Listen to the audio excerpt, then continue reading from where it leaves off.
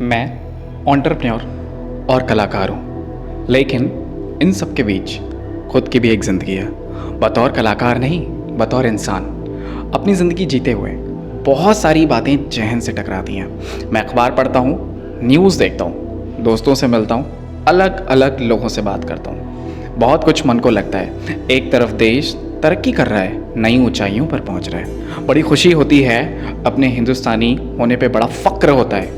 लेकिन दूसरी तरफ समाज के कई कड़वे सच भी हैं जिन्हें हम देखना नहीं चाहते।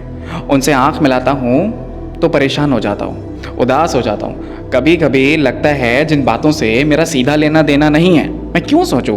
मेरी ज़िंदगी तो ठीक ठाक चल रही है, मुझे क्या फ़र्क पड़ता है। लेकिन फ़र्क पड़ता है, मैं भी तो इसी समाज का हिस्सा हूँ। हर बात के तार कहीं ना कहीं एक महिला से ही तो होकर गुजरते हैं तो बसते हैं। इसलिए आपके बीच मैं आ रहा हूँ, कुछ कहना चाहता हूँ, कुछ बताना चाहता हूँ। हाँ, मैं बात कर रहा हूँ उस वरदान की जो सिर्फ इस दुनिया में हमारी माँओं, बहनों, बेटियों, बहुओं को मिला है। जी हाँ, मैं बात कर रहा हूँ पीरियड्स की। आइए सुनते हैं इनकी कहानी जो ये चाहते हैं बतलाओ।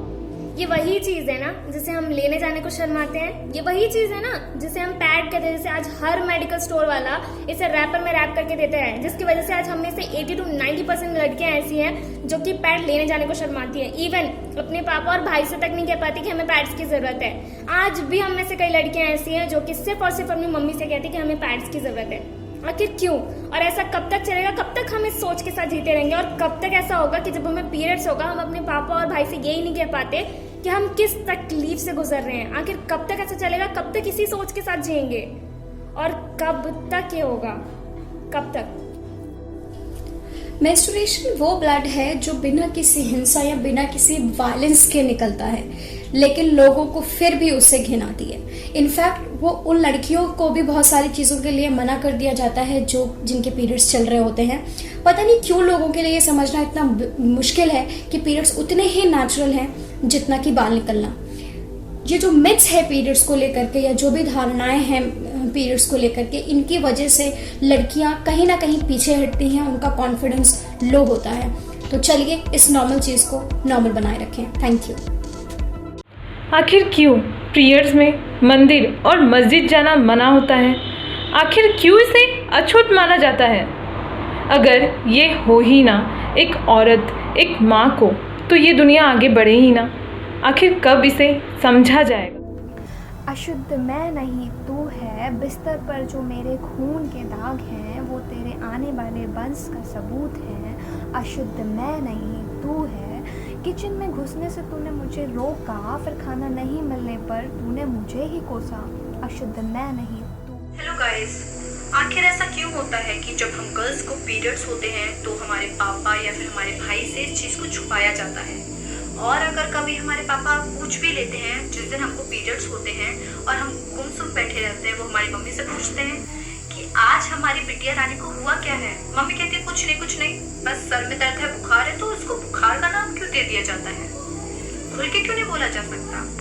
इसमें गलत क्या है? पता है, पैड्स खरीदते टाइम मैं हमेशा ही पॉलीथीन लेने से मना कर देती हूँ, because I am not ashamed of my periods and neither should you be. It's a sign कि आपकी बॉडी हेल्दी है। और अगर आपको शर्म आती है अपने पीरियड्स पे तो आपको जाके उन लोगों से बात करनी चाहिए जिनको पीरियड्स टाइम पे नहीं होते हैं, and sadly they are taking doctor appointments and medicines and what not. So please let's stop this stigma, let's not make it a taboo anymore, क्योंकि जब तक हम एज अ वुमेन इसे टबू मानते रहेंगे सोसाइटी चेंज नहीं होगी। So let's normalize it. सिर्फ फीमेल से क्यों? इस सोच की शुरुआत हमसे भी शुरू होती है। हाँ, मैं लड़की हूँ, खुद को लक्की बोलूँ या लक्के, इसको वरदान बोलूँ या अभिशाप? ये सोसाइटी की घटिया सोच। पीरियड्स हो तो बीमारी बताना, लेना हो पैड तो मेडिकल पर चुप कर जाना, पैड को चुप कर डुक कर घर तक लाना, पता ना चले भाई को और बाप को कि तुझे हो रहा है रक्त का बहाव। अरे मम्मी आज मुझे मत रोको, इनको भी बताओ, ये बायोलॉजिकल टर्म ही तो है। अगर ये ना होता तो ये ना होते। और माँ ने फिर चुप कराया और दर्द सहन करना सिखाया। अरे सुनो सुनो, मुझे फिर महीना आया और क्या होगा? वही ना जो अब तक होता आया। मंदिर मस्जिद जाना होगा बंद, अचार का डब्बा छूना होगा पाप, रहेगी खामोशी और चुप्पी।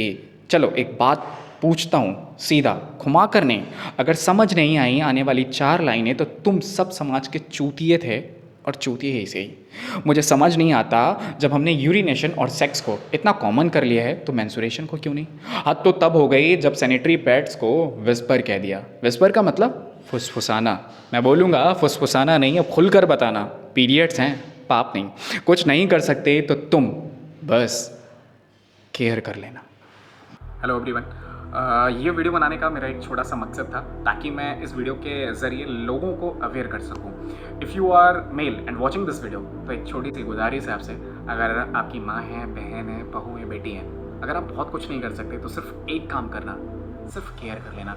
If you are female and watching this video, तो बहुत कुछ मत करना। ऐसी बहुत सारी फीमेल्स हैं जो आज भी पैड यूज़ नहीं कर रहे, उन्हें बताइए आखिर उन्हें क्यों यूज़ करना है। और ऐसे बहुत सारे लोग हैं जो भी मेडिकल स्टोर पे भी नहीं जाते उस चीज़ को परचेस करने के लिए, क्योंकि मेल नहीं उनके घर पे उस चीज़ को परचेस करने के लिए। सो गाइज़, मैं लास्ट में एक ही चीज़ बोलना चाहूँगा कुछ लाइनों के थ्रू। सिर्फ हंगामा खड़ा करना मेरा मकसद नहीं है, सिर्फ हंगामा खड़ा करना मेरा मकसद नहीं है। मेरी कोशिश है कि सूरत बदलनी चाहिए। आग मेरे सीने में नहीं तो तेरे सीने में ही सही हो, कहीं भी आग लगनी चाहिए। जय हिंद।